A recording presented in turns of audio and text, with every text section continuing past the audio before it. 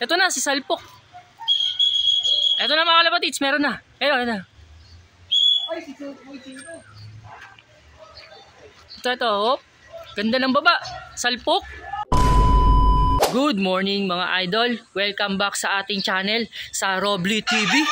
Meron tayong inaabangan na training ngayon mga kalapatids. Kaso nga lang, nabago yung release point.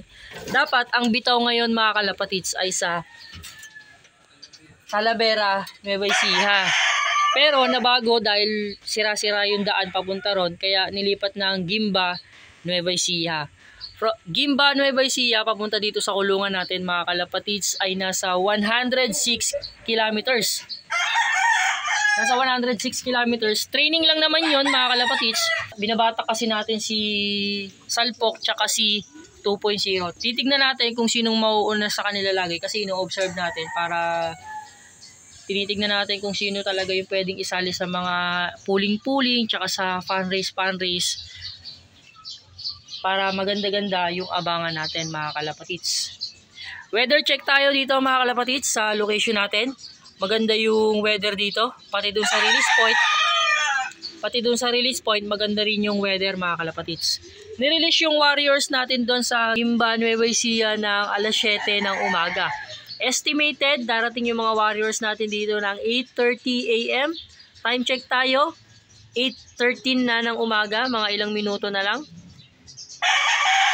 Titignan natin ulit kung sino yung unang darating, kung sabay ba sila o mauuna si Salpok or mauuna si 2.0. Sige mga kalapatids, ang ginagawa natin ngayon, sinasampa natin sila lagi sa track para mabatak sila sa 100 kilometers. Yun yung diskarte natin. Kasi hindi naman sila masyadong masipag na rumonda kasi medyo may edad na. Kaya ang ginagawa natin diskarte, every 2 days kinakarga natin sila sa training sa track para mas mabatak sila at mapalakas natin yung baga.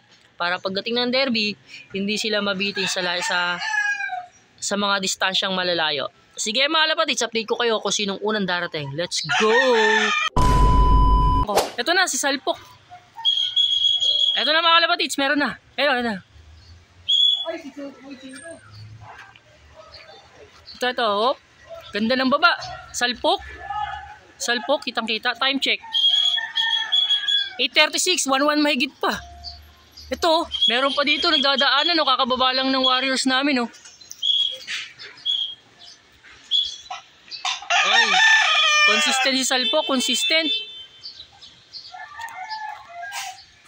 8:36. Sok. Pasok, Salpok, pasok. Doon ka sa kabila. Nahay niya pumasok. Sok.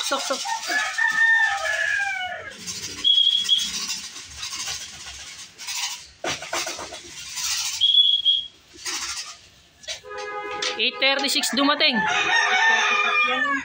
Ha? Kaya nga, 1:1 ang 8:37. Consistent. Tignan natin sa Salpok mga kalapatids. Consistent to si Salpok. Consistent.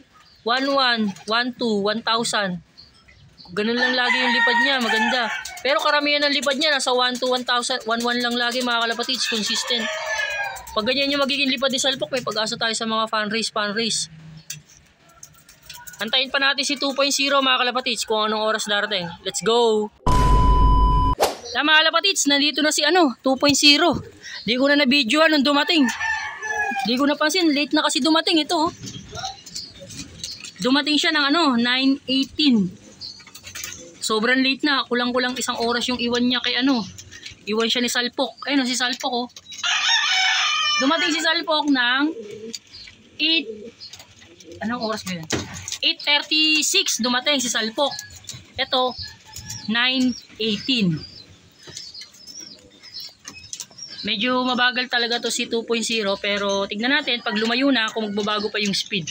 Kasi may mga ibon na sa umpisa, pag malapit lang, mabagal lang yung lipad. Pero umuuwi. Tapos may mga ibon naman na pagdating ng dulo, pagdating ng malayuan, tsaka bumibilis. Ito naman si Salpok, tignan natin to. Kung sa malapit, medyo mabilis yung speed niya. Titignan natin kung palayo ng palayo, kung mabilis pa rin, kung consistent pa rin. Sige mga kalapatids, dito ko natatapusin yung video na to.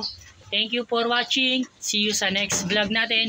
Ingat mga kalapatids. God bless.